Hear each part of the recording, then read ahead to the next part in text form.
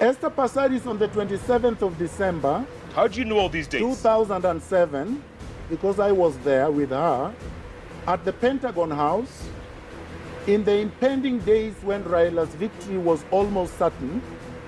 You announced to the gathering that after Raila is inaugurated, you will take 30 days sex holiday in Seychelles.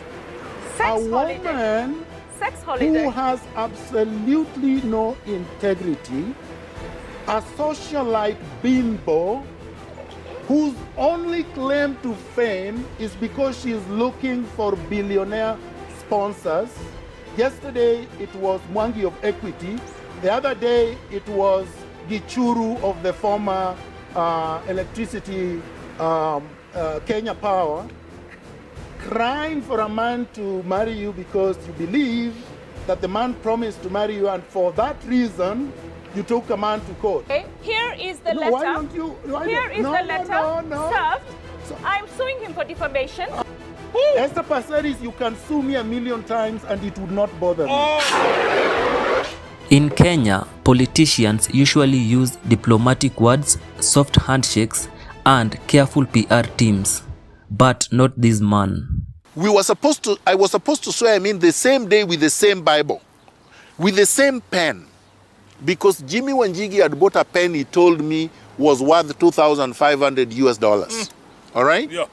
So he said that was the pen we were supposed to use. It wasn't there. Meet Dr. Miguna Miguna, a walking dictionary, a full-time Twitter warrior, and a man who has never ever lost an argument in his entire life.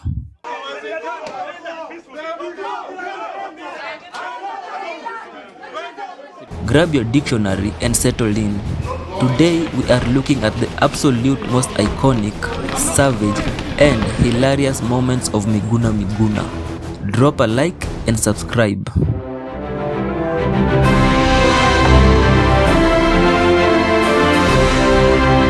If you want to know how Dr. Miguna Miguna became an absolute legend of Kenyan television, look no further than the 2017 Nairobi Gubernatorial debates.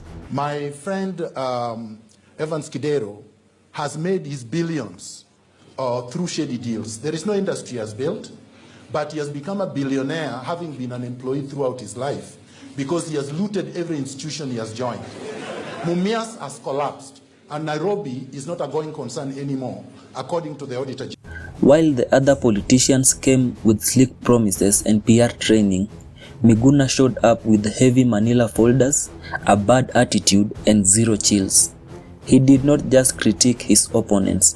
He packed them up, tied them together, and threw them into the same imaginary trash bin.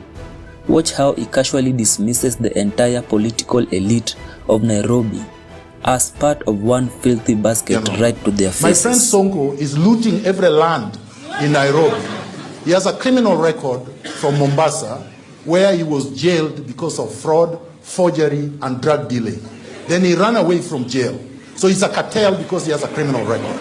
And right now he's grabbed many pieces of land and then stages a PR show, PR stunts where he videotapes and pretends that he's come to rescue. My friend Peter Kenneth bankrupted Kenya Re. He basically looted a public institution to death. And when he was in Gatanga, he never promoted a motion in parliament, never sponsored a bill, never chaired a committee of parliament. Then here he is saying we need a manager. Nairobi need a leader, not a manager. I will hire managers to deal with different sectors, competent, ethical managers. And these three represent the worst of our country, where you make money in shady deals, and because of those money, that money that you've made, and because you can give handouts, you are considered a manager. A manager of corruption is not a leader. Now, Miguna Miguna's brand relies on one major strategy: pure unfiltered volume paired with a dictionary. Statement. No, sir. I moderate debate. Larry, I have am a I right going to to ask you a finish my question. final submission? Because you said something that people might Can find. I finish my statement, Dr. Larry? Miguna, Dr. Can I Miguna. finish No, my statement, sir. Larry? Sir, Dr. Miguna. You see now, I keep quiet when everybody else is speaking. I have had follow-ups for the senator, for the MP. I'm going to finish my statement. It's something you said. You can't cut in between before I finish. I think I can cut in because this is my show. Then you can cut me off and This is my show, sir. I will ask you a question because you said something which I don't want to disappear. I'm not going to come back to the show because you are misbehaving. Yeah, you will not come back to my show. The word revolution is not violent. You said revolutions do not happen without blood. So I'm asking, are you advocating for violence? It's a simple question. I'm going to finish my submission. You did not answer the question. I'm not going to answer your question. Then if you don't want to answer my questions, don't come on my show. Larry, I'm not going to ask. Dr. Miguna. If you argue with Miguna, you are not just wrong. You are a quack, a cartel, and an inconsequential entity. The news anchors tried their best to keep order, but trying to calm down Miguna on live television is like trying to stop a bullet train with a paper shield. Folks, did you actually go to university? Yes, severally. What was the name of your dissertation? Did you do a dissertation? Yes, I did. It was on what? My friend, I've not done one. It was on what? Jeff, it was on what? Hold on. Hold on. He shall not go to school. Folks, I'm debating with people who are not at my level, and it is very unfortunate. But wait, is Miguna Miguna always angry? Believe it or not, the mask actually sleeps sometimes.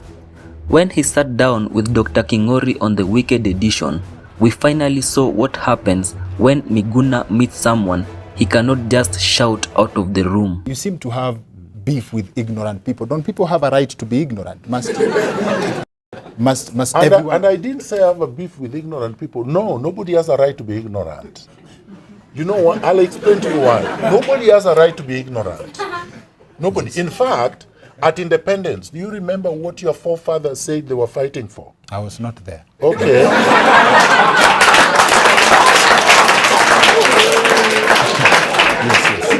Yes.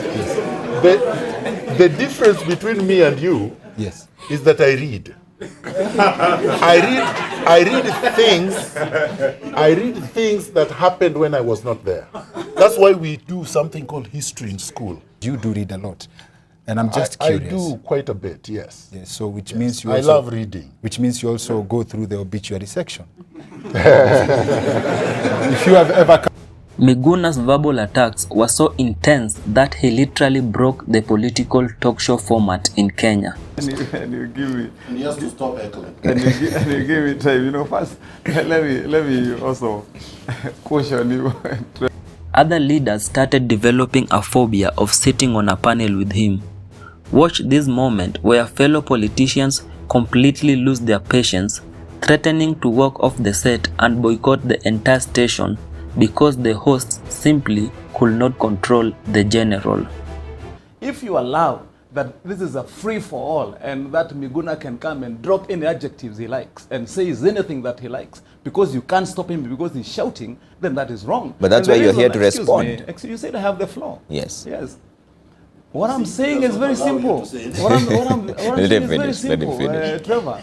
That we must be guided in our discussion. You know, when you use the terms, that's what I said when you use the terminologies, genocide, we shall do anything that we like, defend ourselves in every possible way. I mean, that's irresponsible. And because you cannot, you are the host, we have to do. We are the political leaders. And when we are sitting here, we have not left our leadership in our cars. We are still leaders when we are here. So that is why we have to lead Miguna. Okay. And I hope very soon he can also get elected. And once he gets elected, he can know and understand that term of being responsible a little more in a different way. I think he understands it only in the classroom context. He must understand it in a wider context, because I find it disagreeable. And you remember there was a discussion we had here. I don't know, it was you still who was it? No, it was your other colleague.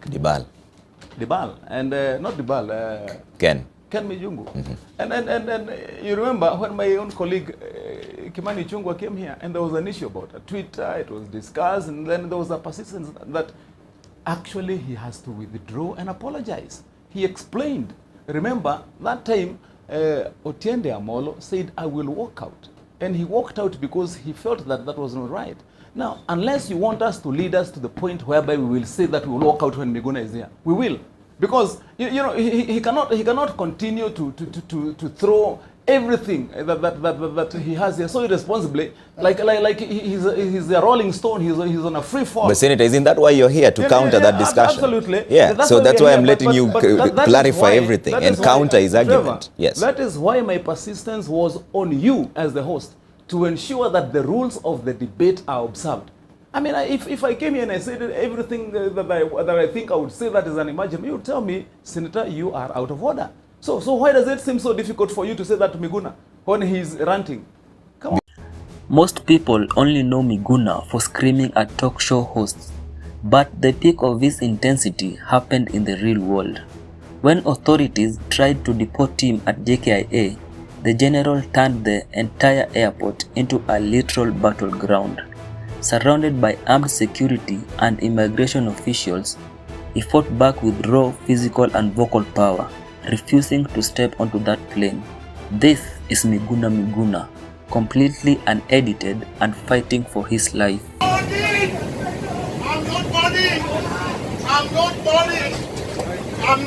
I don't have a passport. I'm not boarding! I'm not going! Where are my luggage? Where is my passport? I'm not going anywhere. The captain cannot fly. Put that down. Cannot fly. Put that phone down. Captain cannot fly. The captain cannot fly. These are the court orders. Read them. Yeah, I mean, These court orders say I must be in this country. okay. Yeah. Why are they not allowing you into? Because of politics. They are scared of me. Now you, as a captain, is not allowed to fly me anywhere against my will. First of all, I don't have a passport. Secondly, I didn't book your plane. Thirdly, I don't have status in Dubai. So how am I going to go to Dubai? I don't live in Dubai. I don't work in Dubai. I have no connections to Dubai. So I'm not going to Dubai. Let them kill me. That's fine. Let them kill me. That's what they want. Let them go ahead and do it. No, they're going to offer. But I'm not going to Dubai.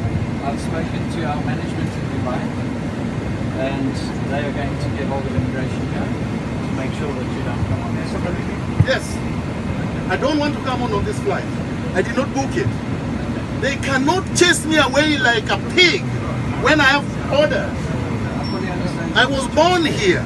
Some of these guys were not born here. They are just thugs that have been hired. Journalists quickly learned that if you ask Miguna Miguna a question he considers shallow, you will pay a massive price on live television. Unlike you, Ayub, I don't suffer from memory loss. And I've not forgotten what I just told you at the beginning of this interview. I don't understand your question. Because you are implying that by voting, I somehow forgave William Ruto for everything that he has done. How come you have never asked that question to Rigathi Gachagua? I would have appreciated if you actually showed the tweet that you're reading from. The point I'm making, Dr. Miguna, is to be clear. When he mentioned... Can I answer the question? You and see, allow me to be clear, Dr. Miguna. Allow me to be clear so that you get the question right. Abdikadil, you are the character that Voltaire was talking about with respect to distortions. It's verbatim word-for-word transcription I'm reading to you, which was reported by Citizen Digital a day after you posted the tweets. I want you to show the tweet. Read the date of the tweet, Abdikadir. This was after the manifesto launch, which was 30th of June 2022. 2022, before the election, and that's exactly what I'm saying. Miguna doesn't care who you are, how much power you hold, or who you are related to. In this incredibly tense interview, he targets the highest offices in the land, aiming directly at the presidency's inner circle. Watch how he stares right down the barrel of the camera lens, using his signature aggressive delivery to tell the most powerful figures in the country that they have absolutely nowhere left to hide. Can you compare Buhari with Raila Odinga? Does Raila Odinga know how to run a country? He doesn't know how to run ODM. He doesn't know how to run any of his counties. He doesn't know how to run anything. Has he run anything successfully? How is he going to run a country? This man cannot run a country. Okay? But he's going to stand in 17. He can organize campaigns because, you know, rallies, what it involves is that you have money and you have a lot of unemployed youth that can come to a rally and they clap at you for you. That's all. But that's not running a machinery. Should you be tapped maybe to actually deputize Sonko, will you? No, I can't. Because how do you deputize somebody who does not know his left from his right? The man is functionally illiterate. The man cannot sit at a table and discuss anything. He does not understand public policy. He does not understand legislation. He does not understand governance. He does not understand our constitution. He has never read it. The man went there thinking the thing is a joke.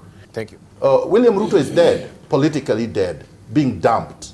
William Ruto, and I've said this before, is not as tactical and tactful and it's not a strategic genius compared to Tom Mboya or Pew Pinto Gama. So if these people did not survive the Mount Kenya mafia machinery, of course this man is dead. I have to say, Larry, that Abduda Deda, yes. Abduba Deda. Yes. You see, I can't even pronounce his name because he was a no-show. Joseph Nyaga and Cyrus Jirongo have demonstrated that they shouldn't even have been cleared by the IEBC because they're not ready even to debate, leave alone to assume the highest office in the land. So these guys shouldn't get any votes as far as I'm concerned. Secondly, Dr. Kaluyu is the greatest disappointment during this debate. Why? Because the man spoke a lot but said absolutely nothing. The man is ambiguous, general, and empty. He called himself a ponder, a dog, and a man with a sling, and could not decide which one defines him.